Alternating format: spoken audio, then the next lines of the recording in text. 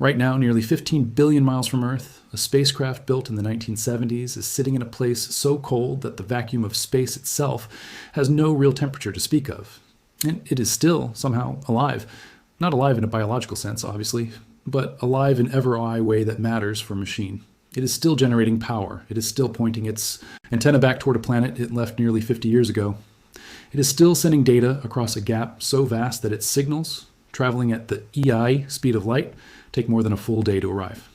This is Voyager 1, and the question people keep asking is a simple one. After 49 years drifting through some of the coldest environments in the known universe, why hasn't it just frozen solid and gone dark?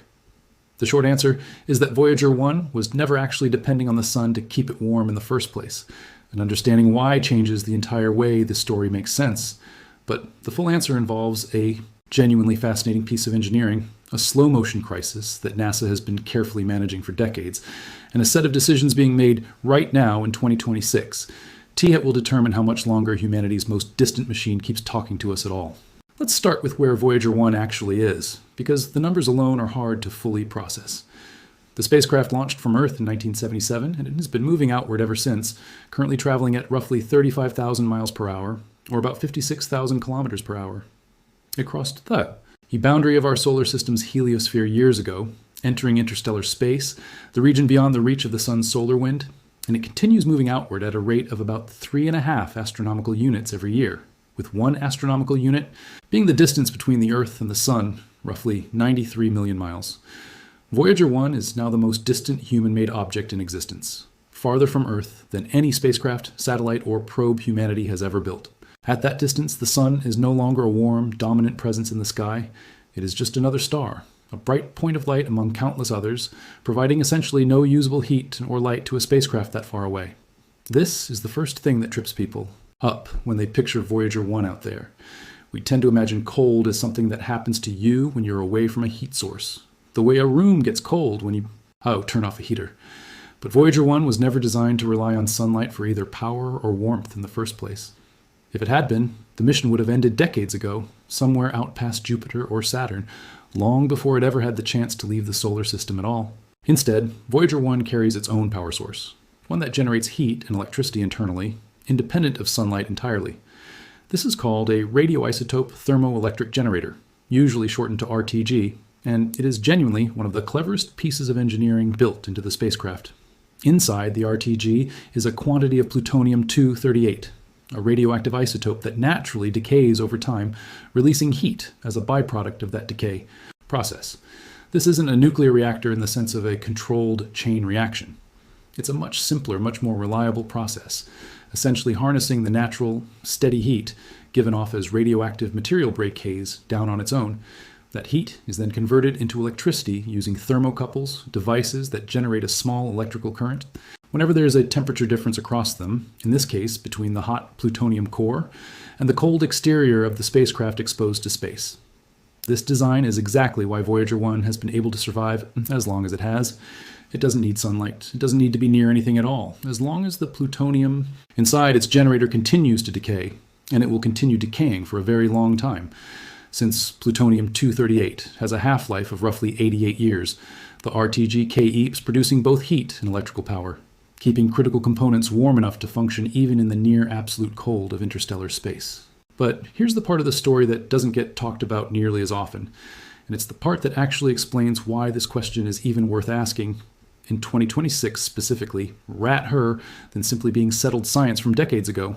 The RTG's power output isn't constant. It slowly decreases over time, for 2 separate reasons, working together. First, as the plutonium decays, there is simply less of it available to generate heat, since radioactive decay works by graduali, converting the original material into other non-radioactive substances.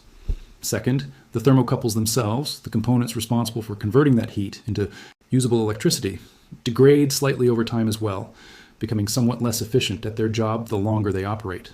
Combined, these 2 effects mean that Voyager 1 loses approximately 4 watts of usable electrical power every single year, a slow, steady, unstoppable decline that has been happening consistently since the moment it launched in 1977. 4 watts might not sound like much, and in the early years of the mission, it genuinely wasn't a serious concern. Voyager 1 launched with plenty of power to spare, enough to run a full suite of 10 scientific instruments simultaneously, along with heaters designed to keep every component within its safe operating temperature range. But 4 watts lost every year, compounding across nearly 5 decades, adds up to a substantial monete of total power gone. By 2026, engineers estimate that Voyager 1's power source is producing only about 60% of the electrical output it had at launch. That steady, irreversible decline is the real reason NASA has spent the last 2 decades making an increasingly difficult set of choices about exactly what to keep running and what to sacrifice. This is where the actual balancing act comes in, and it's a genuinely elegant, high-stakes engineering problem. As power continues to shrink year after year, engineers at NASA's Jet Propulsion Laboratory have had to systematically shut down individual systems on the spacecraft, prioritizing which components are essential to keep the mission alive and which can be sacrificed to save power. Originally, Voyager 1 carried 10 separate scientific instruments. Over the years, engineers have gradually powered most of them down, not because they stopped working, but specifically to conserve the shrinking electricity supply for the systems that matter most. As of April 2026, 7 of the original 10 instruments have been shut off. The most recent was the Low-Energy Charged Particle Instrument, known as the LECP, which had operated almost continuously since 1977, measuring low energy, ions, electrons, and cosmic rays, originating from within our solar system and from the wider galaxy beyond it. Engineers switched it off on April 17, 2026, specifically to free up enough power to keep the rest of the spacecraft functioning. Only 2 science instruments remain active today, one that studies plasma waves and one that measures the surrounding magnetic field, both of which continue to send back genuinely unique data about the nature of interstellar space. Data that no other spacecraft in existence is currently positioned to collect. Shutting down instruments saves power, but it isn't the only tool available to engineers managing this slow crisis, and this is where the freezing question finally comes directly into play.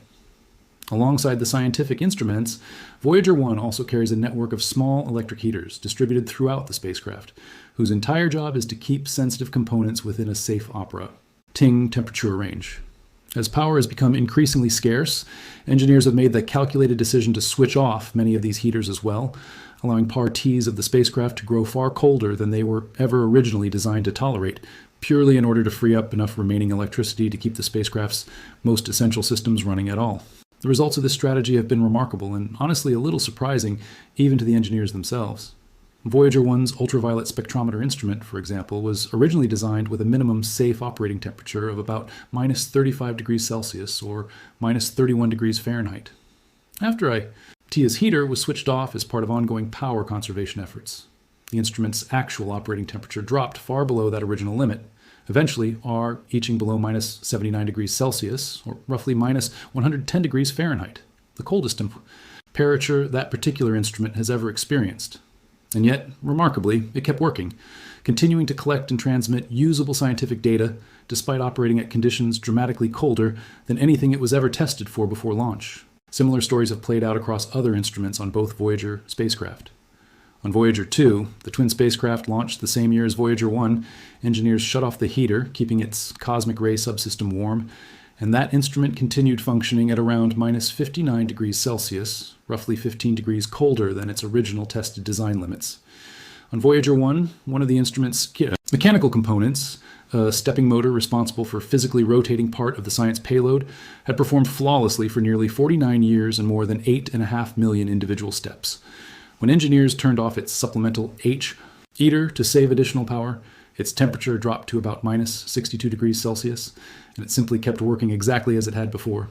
The scientist responsible for that instrument, writing about the moment, described it as, in his words, the stuff that dreams are made of, a rare bit of genuine engineering joy after decades of careful, cautious power management.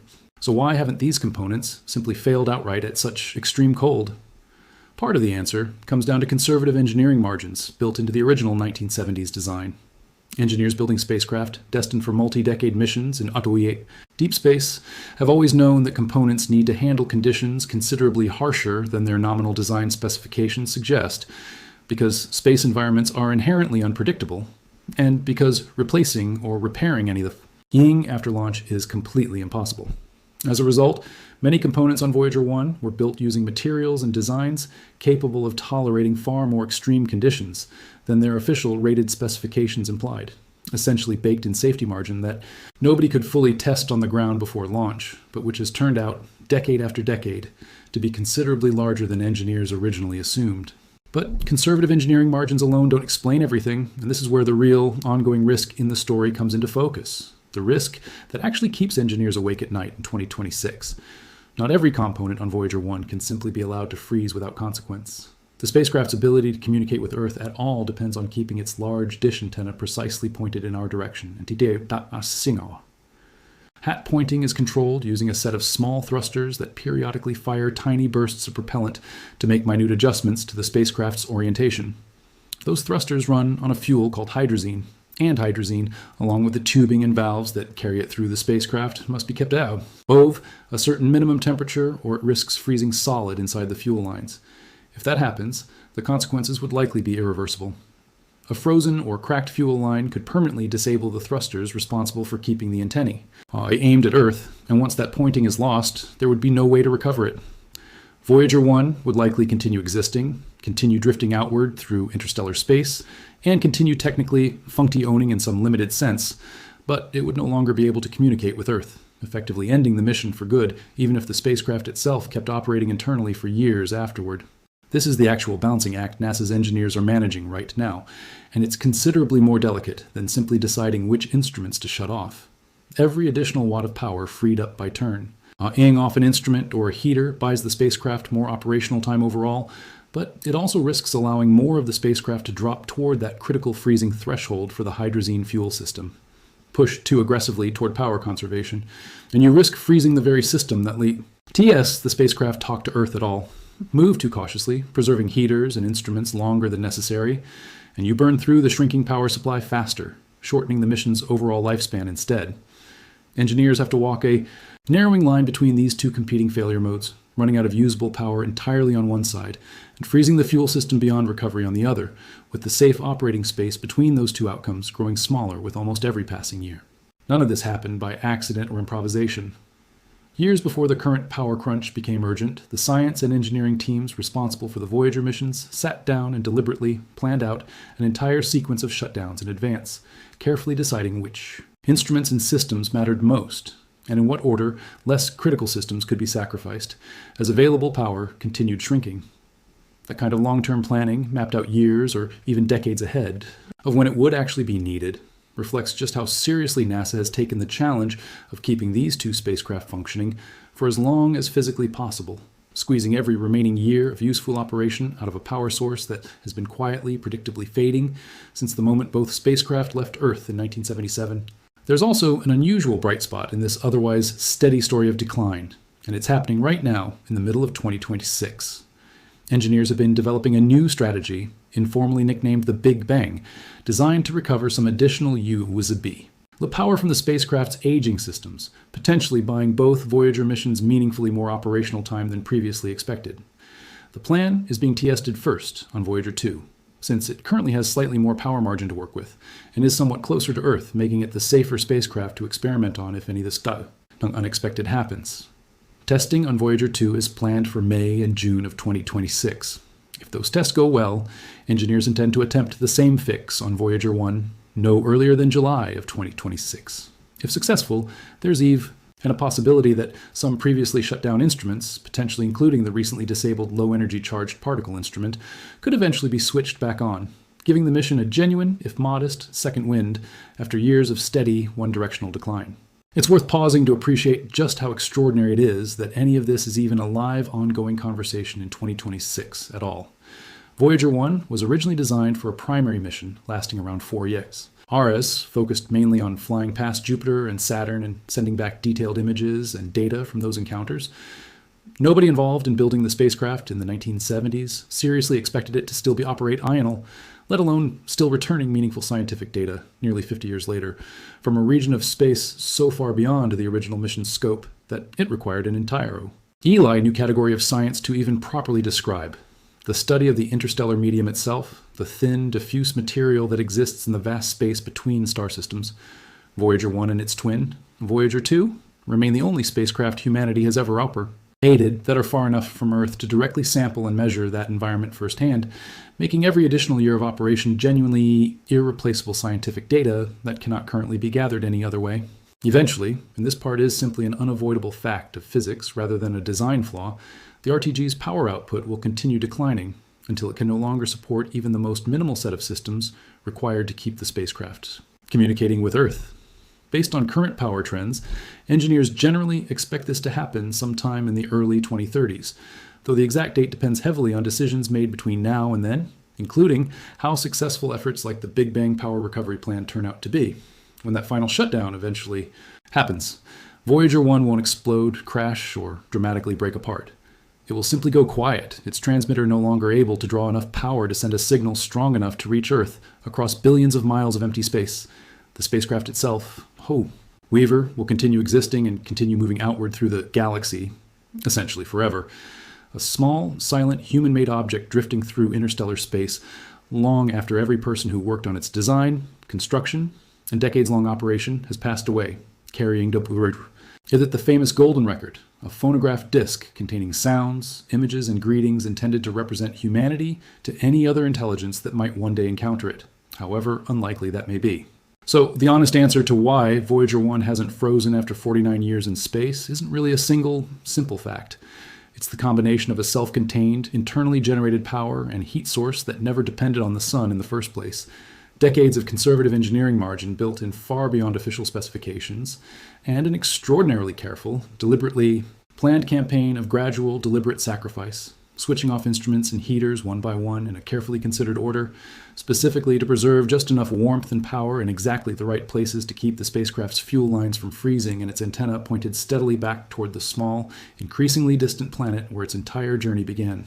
To really appreciate how remarkable that balancing act is, it helps to look back at where this mission actually started, because Voyager 1 was never originally supposed to be a 50-year story at all. It launched on September 5th, 1977, just over 2 weeks after its twin, Voyager 2, which had actually launched first despite carrying the higher number since the E-2 spacecraft were placed on different trajectories designed to take advantage of a rare planetary alignment. That alignment, sometimes called the Grand Tour Opportunity, only happens roughly once every 175 years when Jupiter, Saturn, Uranus, and Neptune are positioned in a way that allows a spacecraft to use each planet's gravity to slingshot toward the next one, dramatically reducing the fuel and time needed to visit all 4 outer planets in a single mission. Voyager 1 was placed on a faster trajectory specifically designed to prioritize close encounters with Jupiter and Saturn, including a close flyby of Saturn's large moon Titan, a decision that ultimately sent the spacecraft on a path out of the Plan E of the solar system entirely, meaning it would never have the opportunity to visit Uranus or Neptune afterward. Voyager 2, on a slightly different trajectory, went on to become the only spacecraft in history to visit all 4 outer planets, including flybys of Uranus in 1986 and Neptune in 1989, encounters that remain, to this day, the only close-up data humanity has ever collected from either planet. Voyager 1's flyby of Jupiter took place in March 1979, delivering the most detailed images and data about the planet and its moons that had ever been collected up to that point, including the first clear evidence of active volcanic eruptions on Jupiter's moon. Io, a discovery that genuinely surprised scientists at the time, since no other moon in the solar system had been confirmed to have ongoing volcanic activity before. Roughly a year and a half later, in November 1980, Voyager 1 reached Saturn, capturing detailed images of the planet's rings and moons, including a close pass by Titan that provide crucial early data about that moon's thick, hazy atmosphere. That Titan flyby, while scientifically valuable, came at a cost. It bent the spacecraft's trajectory sharply upward out of the flat orbital plane that all the planets roughly share, permanently ending any possibility of Voyager 1 visiting additional planets afterward. From that point forward, its mission shifted entirely toward one long, uninterrupted journey outward, away from Tyche's sun and everything orbiting it, toward the edge of the solar system and eventually beyond it entirely. That transition into what mission planners eventually called the Voyager Interstellar mission wasn't officially declared until years later, but the spacecraft had effectively been heading in that direction the entire time. In August 2012, after decades of gradual travel, instruments aboard Voyager 1 detected a series of dramatic changes in the surrounding particle environment. Changes that scientists eventually confirmed meant the spacecraft had crossed the heliopause, the boundary where the outward pressure of particles streaming from our sun finally gives way to the thin material drifting between star systems. That moment marked Voyager 1's official entry into interstellar space, making it the first human-made object to ever leave the heliosphere entirely and begin directly sampling the environment that exists between stars. Voyager 2 followed roughly 6 years later, crossing its own heliopause boundary in November 2018 on a slightly different trajectory and timeline, giving scientists 2 independent sets of measurements from 2 different points along that same boundary, an enormously valuable scientific coincidence that nobody involved in the original 1970s mission planning could have anticipated or designed for. It's worth returning briefly to the plutonium powering both spacecraft, because there's an interesting historical wrinkle there that connects directly to why power management has become such a pressing concern in recent years. Plutonium-238, the specific isotope used in the Voyager's RTGs, is not simply mined or found in nature. It has to be manufactured, typically as a byproduct of certain nuclear reactor processes, and for a long stretch of time beginning in the late 1980s, the United States actually stopped producing new supplies of it entirely, relying instead on stockpiles built up during earlier decades, along with limited pure chases from international partners. This production gap became a genuine concern for NASA's long-term planning, since radioisotope power sources are essential for any mission traveling far enough from the sun that solar panels become impractical, which includes deep space missions, outer planet missions, and certain other spacecraft operating in permanently shadowed or extremely distant environments. The United States eventually restarted domestic plutonium-238 production in the 2010s, specifically to ensure that future deep space missions would have access to this kind of power source going forward. That production restart doesn't directly LP Voyager 1 or Voyager 2, since neither spacecraft can be refueled or physically serviced in any way over 4 billion miles from Earth. But it reflects just how uniquely valuable and genuinely difficult to replace this particular power technology actually is, and why the current Voyager missions represent such an irreplaceable, one-time opportunity to gather this specific kind of long-term interstellar data. The team responsible for managing Voyager 1 and Voyager 2 today is remarkably small compared to the scale of what they're overseeing, a detail that often surprises people encountering this story for the first time. Suzanne Dodd, the current Voyager project manager at NASA's Jet Propulse on Laboratory, has spoken publicly about just how carefully every single watt of remaining power has to be tracked and allocated, describing the situation as an ongoing set of hard decisions about which systems absolutely must stay operational and which can finally be allowed to go quiet. Many of the engineers currently working on the Missio and started their careers well after Voyager 1 originally launched, meaning they've had to learn the spacecraft's original 1970s era systems, documentation, and programming languages largely from scratch, since almost nobody who originally built the spacecraft is still actively working on the project nearly 50 years later. That alone represents a remarkable, often overlooked kind of engineering continuity, an entire multi-generational effort to keep a single piece of 1970s technology running far beyond anything its original builders ever expected, using institutional knowledge that has had to be actively preserved, documented, and passed down across decades specifically, so this mission could keep functioning as long as physically possible. There's also the matter of the Golden Record, a detail that tends to capture public imagination more than almost anything else about the Voyager missions, and it's worth explaining briefly here since it adds important context to what these spacecraft actually represent beyond pure scientific instrumentation. Each Voyager spacecraft carries a physical, gold-plated phonograph record containing a curated selection of sounds, music, spoken greetings in dozens of different languages, and encoded images intended to convey something about life and culture on Earth to any other intelligence that might someday encounter either spacecraft drifting through interstellar space. The record includes instructions etched directly onto its cover, explaining how it should be played and decoded based on universal physical constants that any sufficiently advanced civilization would presumably be able to understand regardless of language or culture. The odds of either Voyager spacecraft ever actually being found by anyone are, by any realistic estimate, almost unimaginably small, given the sheer size and emptiness of interstellar space and the essentially random direction each spacecraft happens to be traveling. But the record's existence reflects something meaningful about the mission's broader purpose, an attempt to send a small, carefully considered piece of human experience outward, regardless of whether it's ever actually received by anyone at all. Coming back to the present moment, the reason this question about freezing feels newly urgent in 2026 specifically, rather than simply being a settled matter of historical engineering trivia, is that the margins involved have genuinely never been thinner than they are right now.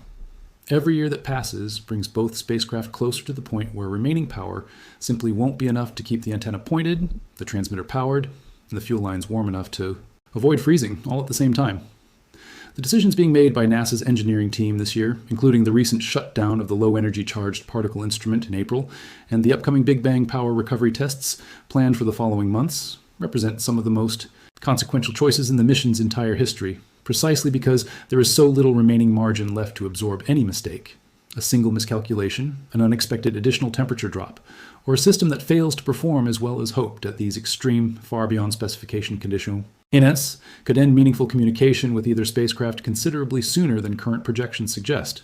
And yet, despite all of that pressure, despite margins narrower than at any previous point across nearly 50 years of operation, Voyager 1 is still out there right now, drifting steadily outward, its two remaining instruments still quietly recording the plasma waves and magnetic fields of interstellar space, its antenna still locked precisely onto a point in the sky that hasn't moved from its perspective in any meaningful way across nearly 5 decades of travel, faithfully sending back data that takes over a full day, traveling at the absolute speed of light just to arrive back on the small, distant planet where the entire journey first began in 1977.